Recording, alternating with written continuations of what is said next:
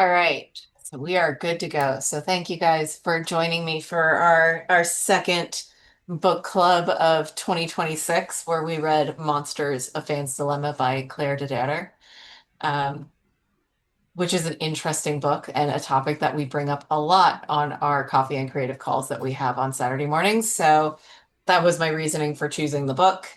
Um, Before we get started, I am gonna go through my normal spiel, which I'm gonna change up in future months, I swear, because I know everyone's so bored of it, but things are changing.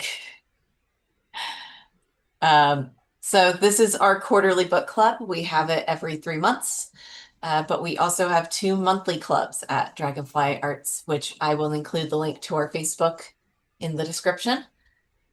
We have a movie club and a listening club, and I upload all of these videos on the first of the month onto our YouTube, so that people that weren't able to join us live can join in on the discussion, leave comments, reach out to me, tell me what you thought about things. I like talking about media. So, um, and even if you don't like talking about media, you should probably still check out our Facebook group because we do a lot of really cool things and get together and talk about what it's like to be a creative. Um, yeah, I'm also going to put a link to our Patreon down below where you can support us for as little as $2 a month. There's no perks on there yet. That is another thing we're working on changing, but it does help us keep this going and help us with some of our other endeavors, including meetups in the Los Angeles area and other exciting things to go on. So, my really quick introduction there. So let's talk about the book. Did you guys like reading it? I wouldn't say I liked the book. Yeah, it was very interesting, but it was a really intense book and yeah, just like very thought-provoking, a lot of like made me really angry and confused and like like what do I do? How do I focus on how do I face this dilemma, But yeah, I really liked it a lot. Hmm. I liked it more towards the end, when she started talking a little bit more about how this question relates to us personally. Um, it felt less like an essay at that point, so I enjoyed reading it better about halfway through. I'm actually the inverse. I don't like it when it turns into her own memoir.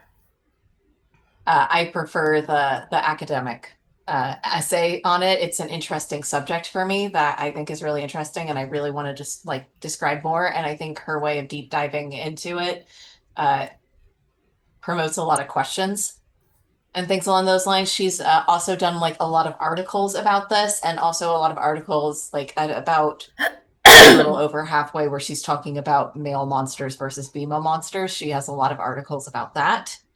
Um, that I have mixed feelings on, but I found towards the end she kind of makes everything a little bit about her, which she's a memoirist, so that makes sense. But um, I just found it a little bit more personally relatable. Like, I do think that it's an interesting academic discussion to be had.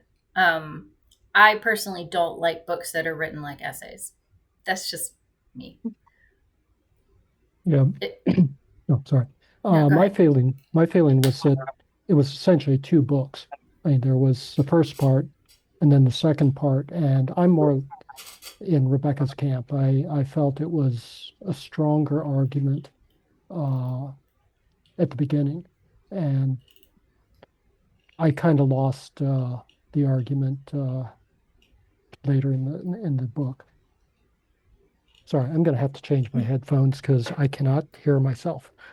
if it makes you feel better, I can hear you. So That's Okay. right. Same. Lars, I can hear you, but you're a lot of bass and mid-tone and not a lot of treble, so it's hard to hear you clearly, at least from where I'm listening. Got it. Okay. He just has a deep voice. With no treble. what about you, Tim? Um, It was not the book I expected it to be. Um, and it took me maybe a chapter or two to adjust my expectations and get settled into how she wanted to do this thing. And once I adjusted, I liked it. Um, I then got another book that was kind of more the book that I expected to read, which helped me think a lot about the things that she's talking about. So I enjoyed it. I found I was surprised how cleanly it splits into almost two exact halves of the book, and how much different the second half is from the first half. And I think we could hold an entire club meet an higher bleh, bleh, bleh, an entire discussion on the first part of the book, and then have an entirely separate discussion on the second part of the book. Yeah, I think I definitely agree with that. I think they Yeah. are two separate Mhm. things. Mhm. Mhm. They really are. So, Tim, what were you expecting? Like, what was different for you about the I book, was or what were you expecting I thinking was about? expecting an academic book, Oh, okay. um, Hmm. really discussing how how the reader can deal with this question. And I found a book by a cat named Erica Hatella Mathis, it's called Drawing the Line, and he does it a complete philosophical approach, and using logic to determine how we decide what is art by a monster that is worth taking our time for, and work by a monster that we can dismiss. And he doesn't offer any answers, but he offers a method for you to have this conversation with yourself about how to decide what works are worth your time that are by questionable people. But I think I got that in a more indirect way from Claire Dederer. And I was just fascinated by her perspective. And I think I enjoyed the second half of the book more, because it not only it was more female centric, discussing how women have unfairly been declared monsters for doing things that men did for years without being called monsters. And I think it also, as I think Beckett suggested, it gives us a way to look at how we as creatives today um, deal with this kind of thing. Hmm. Yeah, I was expecting that too, actually, because I didn't really know much anything about the book when I got it, and I was like, oh yeah, let me just read this. Um, And yeah, obviously, pretty early on, you kind of find out, like she says, what are we going to do? Make a machine so we can input information and then get, that rationale of whether you can, you know, actually care about this art, or if you have to hate it or whatever. So for most of the book, I was just like, frustrated, because I'm like, I've had all these thoughts before. I'm like, I want answers, but obviously there aren't any. But I was just like, yes, like I was just getting like more and more mad. And I felt like, just this cycle of like frustration and confusion. And I don't know, that I've Yeah. always kind of felt around this subject. Um, but it was really helpful. I think her perspective was really interesting.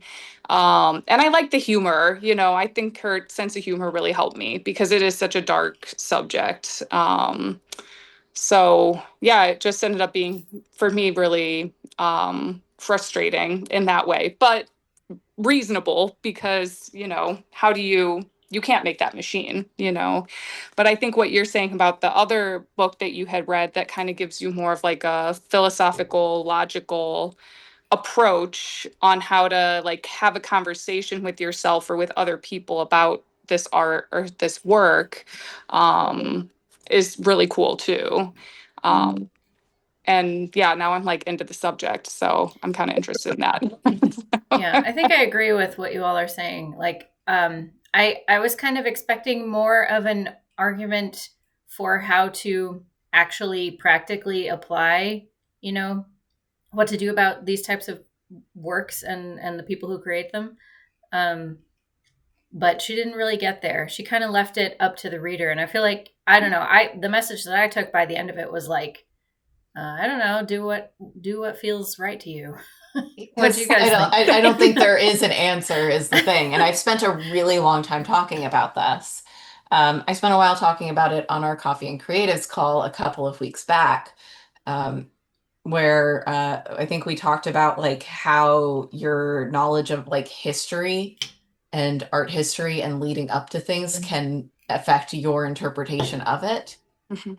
And I do think that like there's a huge difference, and she does bring it up in the book of there's a huge difference between supporting living artists and understanding the works of, dead artists who aren't making money off of your patronage anymore. Um, because I do think you can't separate the art from the artist without devaluing the art in some way, the meaning of it. And I Mhm. think by saying that in terms of monsters, we are neglecting also um, like victims that also produce art. If we're separating the art from the artist in these monstrous scenarios, then we have to separate the art from the artist in these like victim scenarios and people that are using it to live through trauma and being informed in that regard. Um, but I think like it comes down to a personal view about whether or not you want to give them money. Yeah, I Yeah, think for or me, go ahead, oh, Lars. go ahead. Oh, well, I think for me, the most valuable thing I took from it, particularly the first part, was this idea of the stain. The Mhm. idea that when you learn something about the biography of the artist and it's something horrible, it stains the work in a way that you can't really, that stain is there on top of the art and you can't get around it. And I thought that was a very valuable way of looking at it because, art affects us emotionally. And the stain or our response to a artist's crimes it'll be an emotional reaction. And it's hard to disentangle all of that. So for me, that was actually a fairly valuable way of looking at it. Mhm. Yeah, when talking about the stain, like, that is my big hang up, when it comes to work, because it's just stained from that point Mhm. on. Like I can't look at it any other way, and it's a physical, like, depending on what the circumstance was, it can be like a physical, like, revulsion for me, and I'm like I can't even have the relationship with this work. I don't even want to think about it anymore. And I like almost like want to just like cut it off like an ex or something. Like you're done. You're dead to me. Everything we had is over. But you can't, you know, also do that because it's already in your head. So you already had a relationship with the art, and that influence has had such an impact on you. So yeah, it's that's the issue that I'm always like trying to figure out, and it just ends Yeah. up making me pissed. So That's why I think it ends up being a personal choice. Like, I do feel like, for my own experience, it is easier to separate art from artist when we're talking about people who have, passed on. Um, like, if I learn something like, oh, Picasso was a predator, I mean, okay, like, that sucks. I don't know what to do with that. But, like, with, like, for example, I was huge Potterhead for many, many years. And it was a big part of who I was. Actually, one of my exes, we met through our love of Harry Potter. And so giving that up, yeah, it was hard at first, but I just can't look at it the same way. Like, even just looking at my memorabilia, some of which I've gotten rid of, but it's hard to let go of too when it becomes part of your identity. Um, but I don't like have it out anymore. I don't put my books on display. I don't watch the movies. Like, it's much harder to consume that media knowing what I know now. yeah, yeah, definitely. Mathis in his book puts forth a standard that I found pretty useful to think about.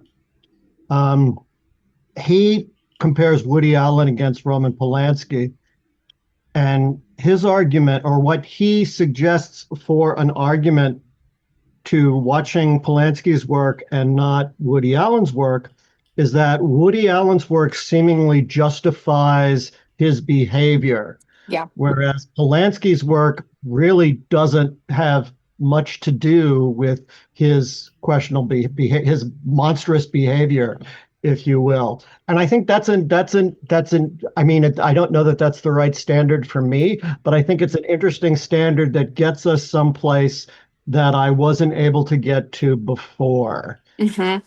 Does that Yeah. make sense to anybody? Yes, Yeah. that like really strikes home for me because as I was reading this book, I started thinking about the artists and the writers and um just everything that had impacted me more from like when I was younger, maybe like the teenage years, and how because of their their life and their behaviors were in the work, it made me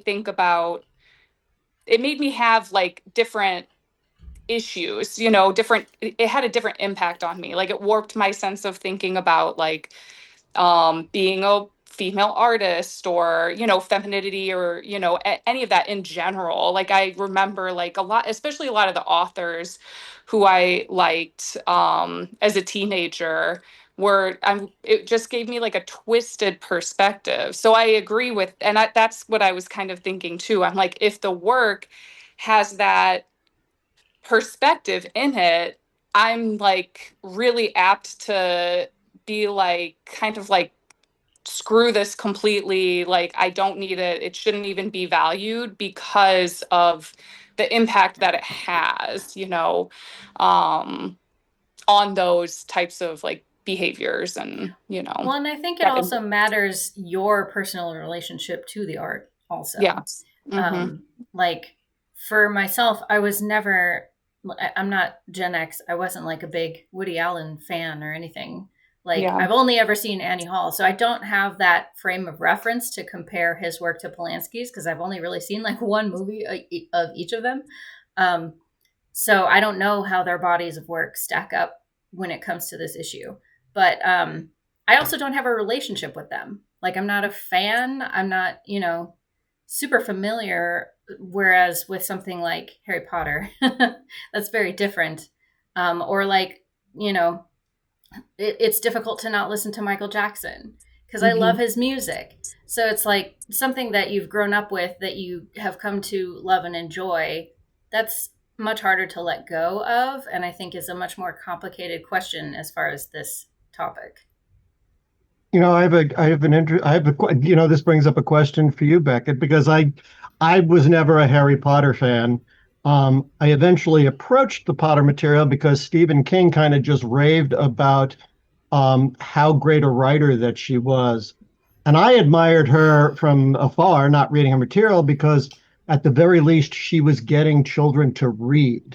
And that's a big deal for me. But so my question, not having done any deep dive into the Harry Potter material, is there anything inherently anti-trans in those narratives?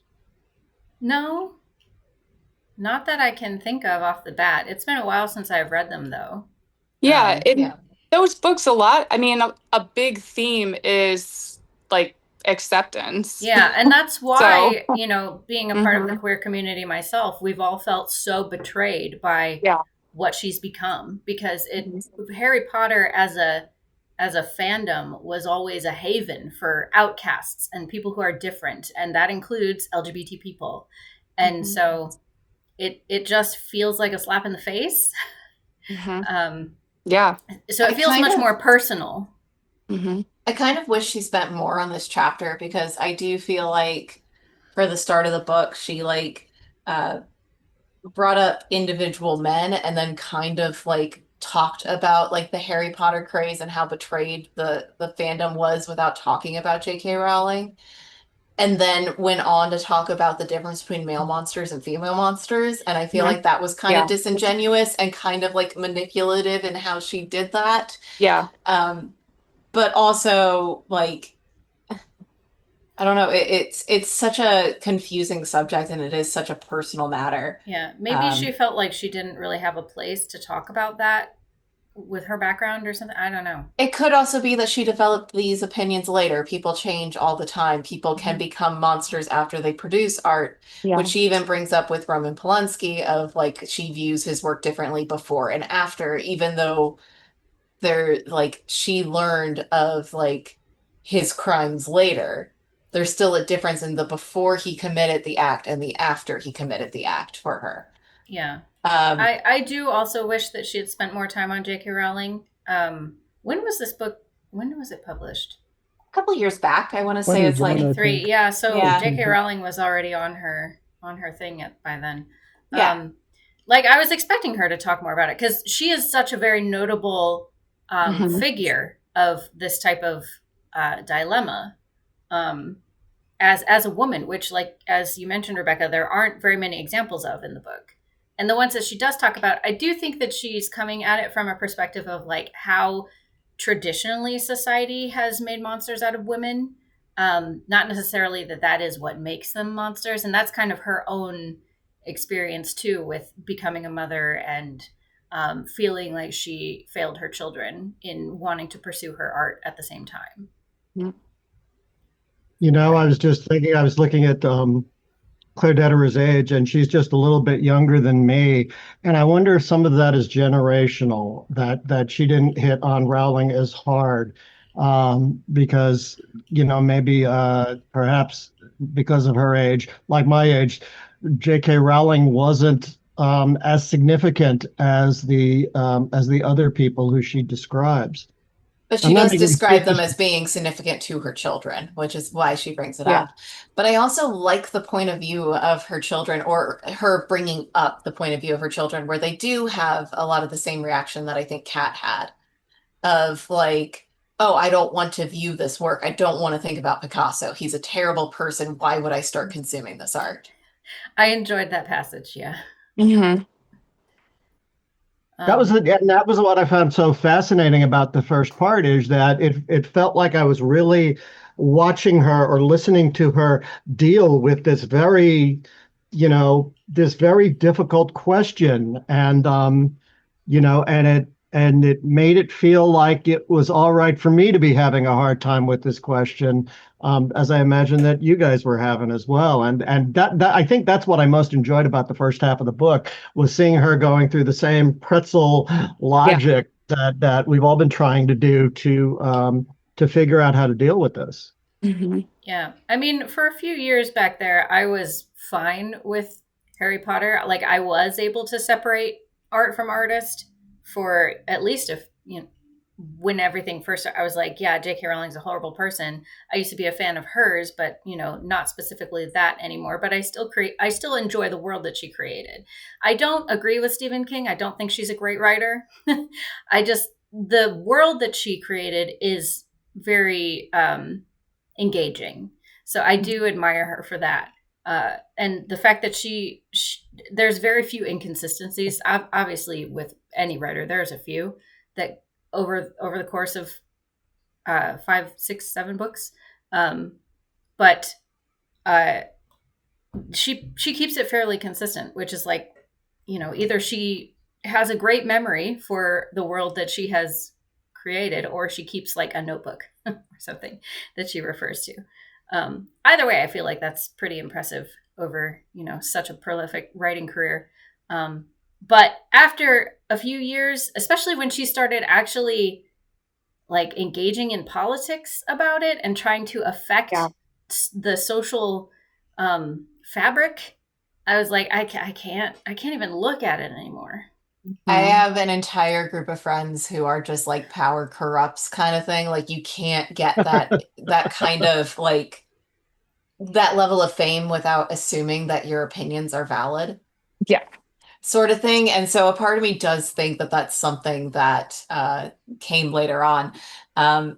One of the things that I always bring up when it comes to this topic is always Orson Scott Card, who wrote Ender's Game and that entire Ender's series, which I really like and I think is very, very pinnacle in like sci-fi writing. And I refused to buy and specifically thrifted all of the books because I like the books, but I don't want to support him because he is incredibly homophobic and incredibly transphobic. And knowing that while reading Ender's Game makes Ender's Game so much gayer. Well, you know what they say about a lot of homophobes. Yeah, no, it has that vibe to it. Honestly, before I found that out about Orson Scott Card, I always got a very closet gay vibe about him. So when it all came out, I was like, "Oh, that's interesting." And I would never be surprised to find out in a couple of years that yeah, he was actually in the closet. Oh, he wouldn't like I think it's like I don't think there's a chance he's not. Yeah, it's But he has really terrible views in regards to that. But like it is where I use that like using somebody's views to like inform the art itself. And it clearly is not doing it the way that he wants it to. This brings up one of my questions that I've always had about the use of the term monsters because it allows us to one-dimensionalize people so that we don't have to deal with the possibility that we see some of ourselves in that person. And I think Orson Scott Card is a great example because he came up in a very religious, in a religious community, and so um, that he didn't come out of the womb. I don't believe he came out of the womb being the hateful piece of shit that he is. He was somebody who was created by the community that he was raised in. Takes a village. Mhm. Yeah, I think that may be why I enjoyed the last half of the book better, was because it kind of deals with that question of like, what do we do even with ourselves? Because we've all done terrible things. Like maybe nobody thinks of themselves as a monster, you know? Everybody thinks they're the good guy, no matter what they've done or what they do. And if they get caught doing horrible things, they're the victim. So it's like we all, knowing that we've all done things that we should not be proud of, like what do we do with that? And then what if down the road, you hit the jackpot and you become a very successful artist and you've got, a large fan following and you're, very well known, and then something from your past that you forgot about comes out. Yeah. I mean, yeah, I think about that too, but at the same time, like, there's a really big difference between like what most people, talk shit on themselves about or dislike about themselves or the mistakes they've made or the problems that, they've had, like, um, versus like, raping a kid. No, I'm sure. Like, Yeah. so I think that's why, like, for me, I'm kind of like, I am gonna put, I mean, I know technically, we can't really say, oh, whose mistakes are worse than another person's, and yeah, you have to consider their upbringing and stuff. But for me, I have like, and I'm allowing them to be like my personal kind of things that I'm like, no, absolutely not. But I definitely will judge people harsher than others based on how I view their, Sure. I mean, monstrousness. I think it's fair to lump people like, Harvey Weinstein and Jeffrey Epstein into that category of just, Mhm. lock them away and throw away the key. Like we don't even need to. Unforgivable. Yeah. Yeah, unforgivable. But when someone's like an alcoholic, I'm like, well, yeah, I can see how that. Yeah. Or people like, get that's a little down on bothering. former drug addicts and things like Yeah, that. So yeah, I'm like, that it would not be a case where I would call someone monstrous. That's just being a human being. But although when you are high or drunk, you can do monstrous things.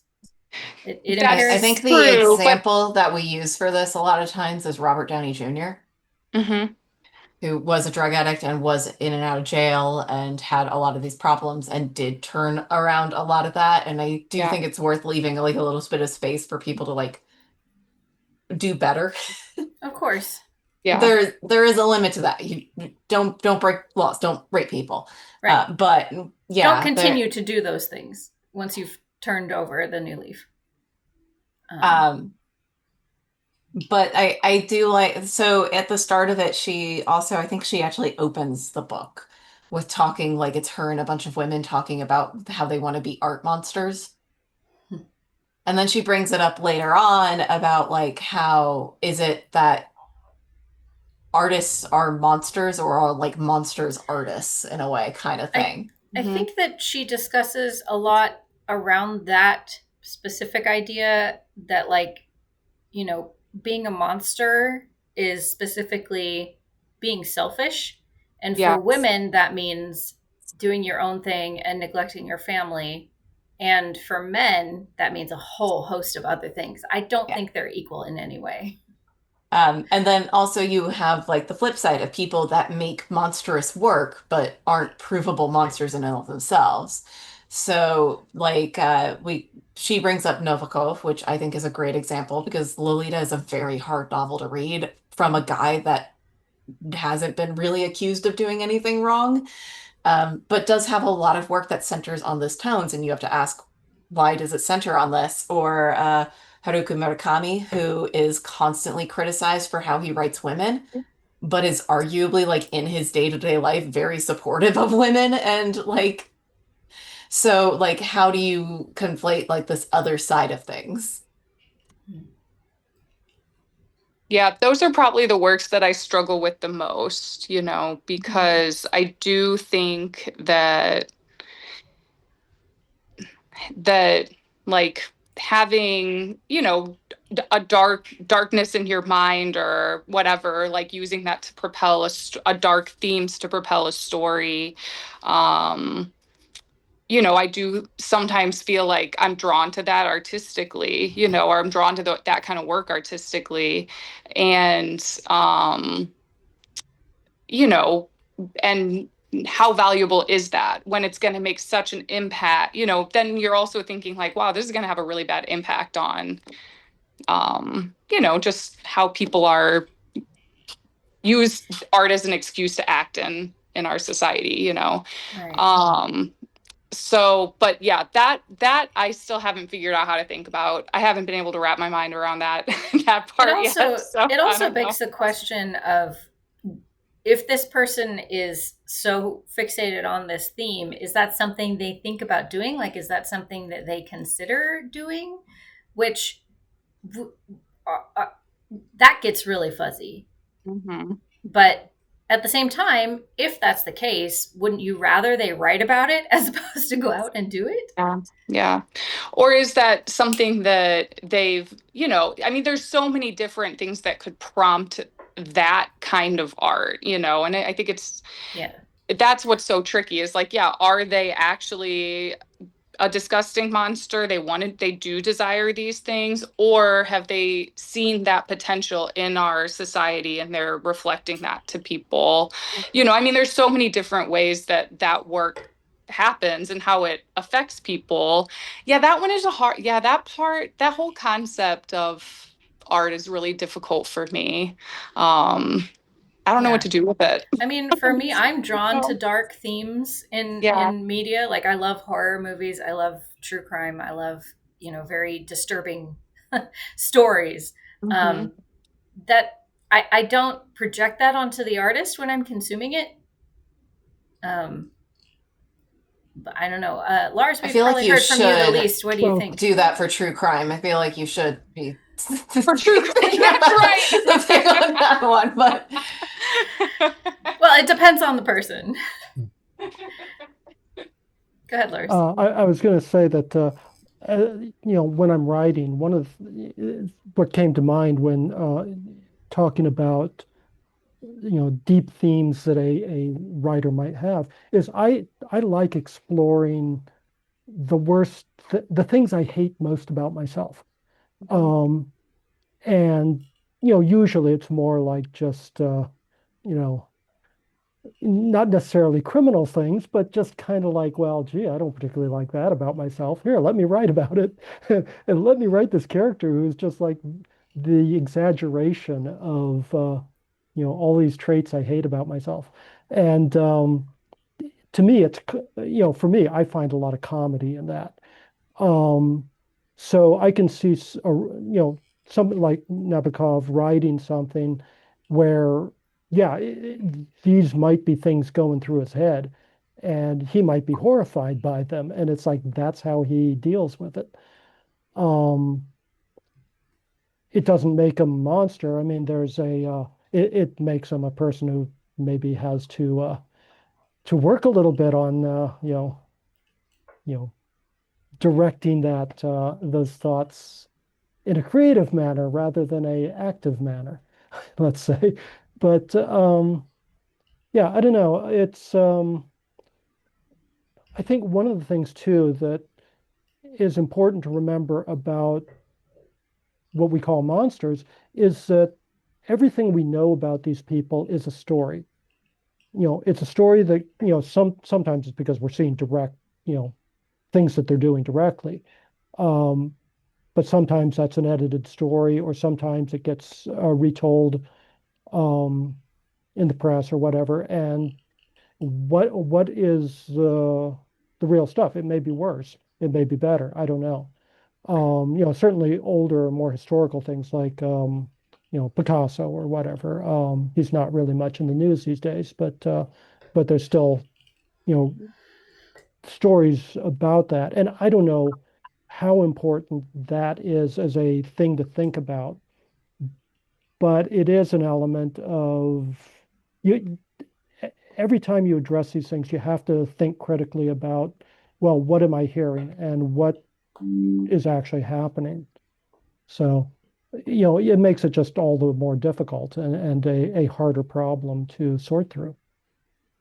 I think many writers, what they're doing is kind of backwards engineering. I mean, Mm. I have a file folder on my computer of antagonists and protagonists too, but the antagonists are more interesting where, I've read a story or I've read an article about somebody who's done something terrible.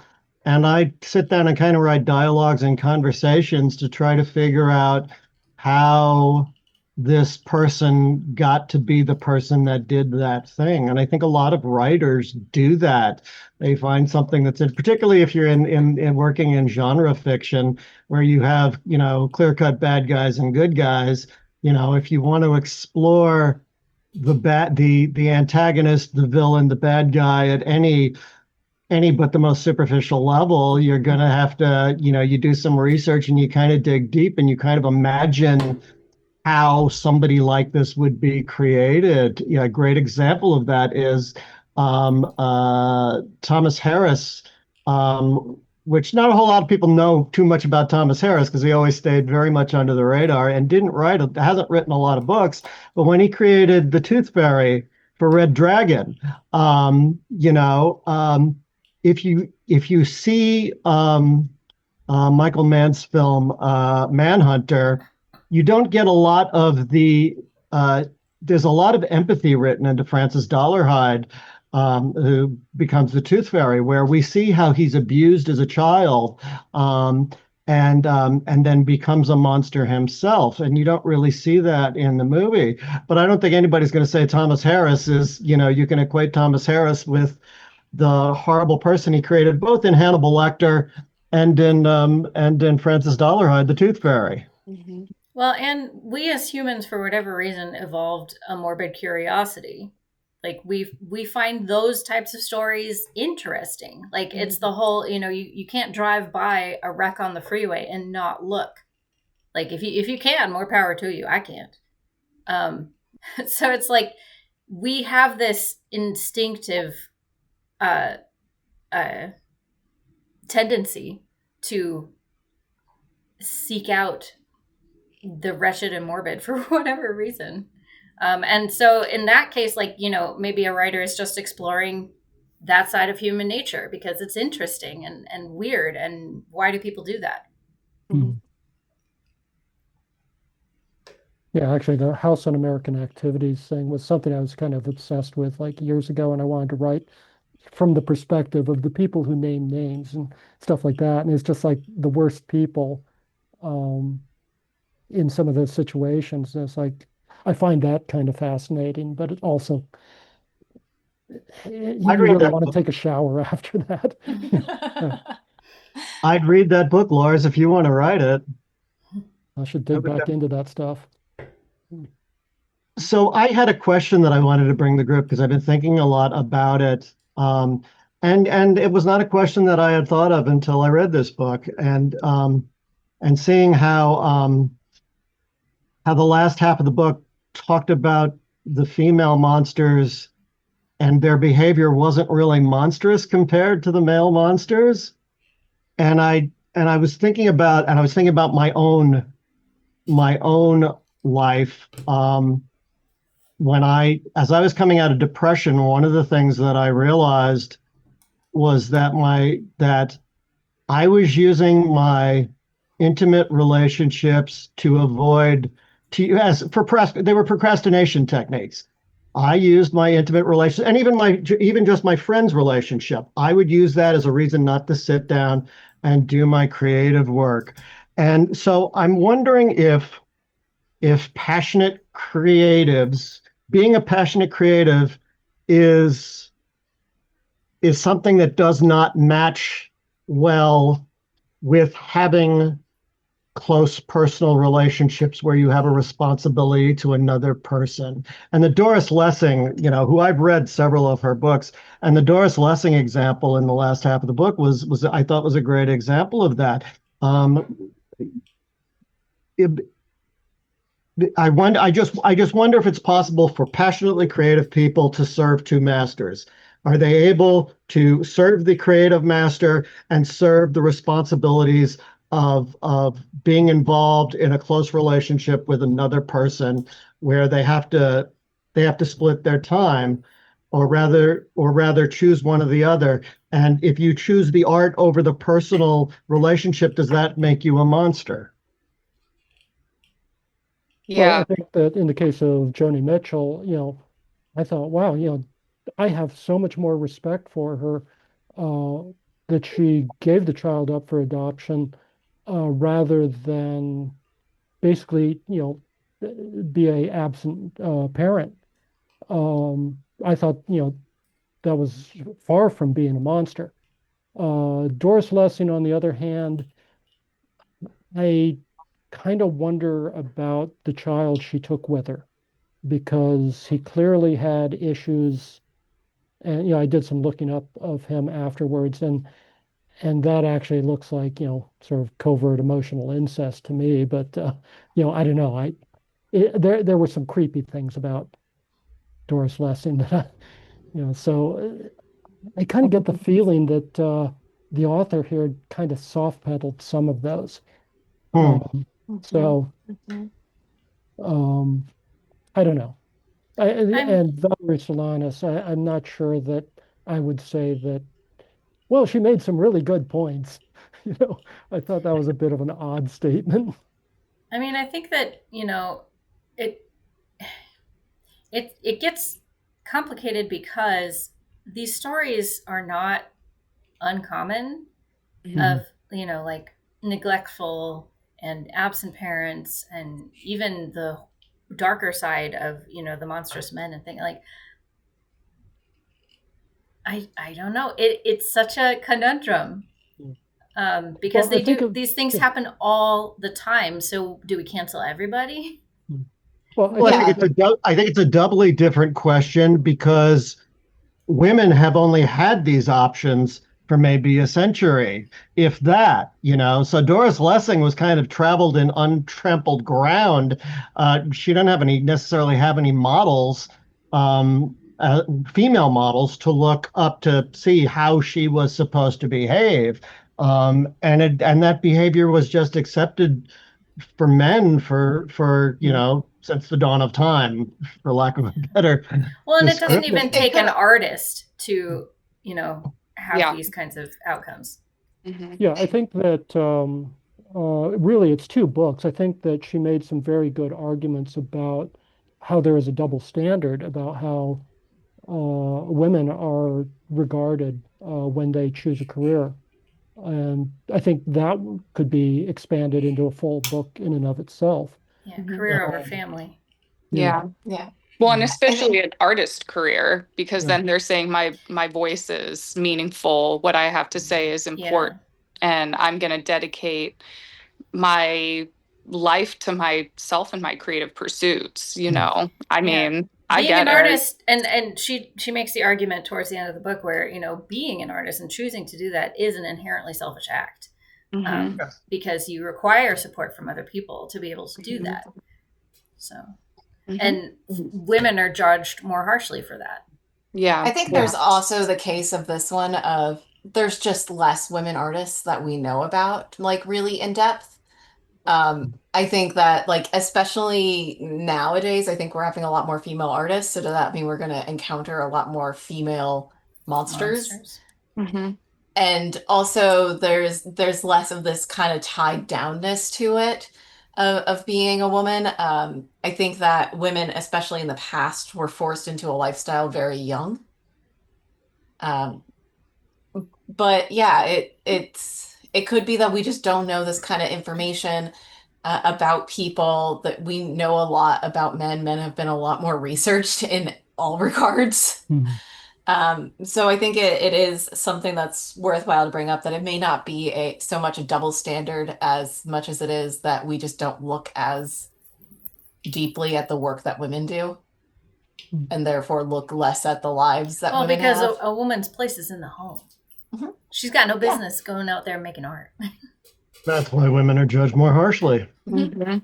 Mhm. Because you can find a ton of things about like women, but it's mostly things that they said. There's like the whole debate about whether Frida Kahlo was culturally appropriating things. You have Coco Chanel, who was definitely a fascist. Like you have all of these women that like really supported like the Nazi regime, but you don't really see these kind of monstrous works, or them going out and like raping people. There are female artists that like have definitely been responsible for grooming. Mhm. So, but it was just, I think there's just such a smaller quantity. I think for me, this book is the part of this book that's interesting to me is the moral dilemma aspect of it, about like how do you look at art, and how do you like it goes back to the subject of like what is art kind of thing, and like what art is valuable and what art has meaning, and then how do you correlate that with the person. And she doesn't have a good answer. Well, and that in itself is a very personal question. Like Yes. everyone has their preferences, everyone enjoys different types of art and media. Not everyone is going to be on the same page regarding what even is a piece of art, much less what to do about complicated artists with storied backgrounds. We are coming up at an hour here, so I do want to make sure if there's anything anybody wants to bring up specifically to discuss. I don't think I have anything specific. I think that she doesn't really go into this in the book, but something that I was thinking about was kind of like a type of Stockholm syndrome, where, you know, we know the phrase hurt people. And as we've kind of discussed already, women have been sidelined in the arts for so long. Like, if a woman were to go out and do something so monstrous, like, would that not be kind of a reaction of her circumstance, having been, you know, through all this, you know, just generational trauma? Like, I like to think a lot about, and she's not an artist, but Patty Hearst, and how, you know, she was a victim, but she also carried a gun and pointed it at people. So, like, what psychologically is going on in like a phenomenon like that? I was just thinking about Courtney Love because I think a lot of people think Courtney Love's a monster, and I don't agree with that assessment at all. Or Amber Heard. Particularly, Mhm. Yeah, Yeah, I mean, I feel like there's a different case to be made where we're talking about like women engaging in grooming behaviors or doing monstrous things to children. That's a different story. But when it comes to their reactions to men, specifically powerful men, that, you know, they have potentially been victimized for so long. Like, I believe Amber Heard's story, you know, that what she was engaging in was not abuse, but retaliation and trying to protect herself. Mhm. You know, it gets hairy. Yeah. Yep. Yeah. I mean, I have a tendency to, you know, be on the side of a pissed off abused woman, you know, like I get it. Like it makes sense to me. And I think that anger, yeah, it can fuel a lot of things that I personally would be like, yeah, all right, I'll let it slide, you know. But that's also just like a personal perspective that is not really valid, you know, There are necessarily. also always choices to be made. Like, you can't put yourself in that position, though. Like, you don't know what you would do if you were Hmm. in her shoes. Hmm. People make a lot of judgments, but I think it's a little funny that everyone rushed to judge Amber and everyone was giving grace to Johnny during the entire thing. Like, why that double standard? Hmm. Hmm. Yeah. I think for me, and this just sort of getting back to the idea of how do you sort out what to accept, is I think that it doesn't matter who says it, a truth remains a truth. And so artwork that communicates something truthful, I think you can at least look at that and go, okay, that's a truth. Now, you may still not want to look at it. And, I have that problem with Woody Allen. As much as I Hmm. think he's made some great films, I have a hard time watching them.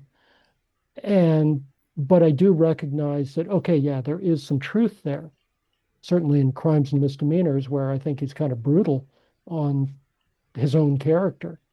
Um, but yeah, it doesn't mean, it doesn't give me a way of saying, oh, okay, well, now I can watch this stuff without, feeling icky about it. Hmm. But at least I can sort of look at it and go, okay, well, I can see the strength of this idea here, or the strength of what is the story being told. So There's that's also about the some, best I could do. Sorry, go ahead. no worries. Yeah, no, I stepped on you. My apologies.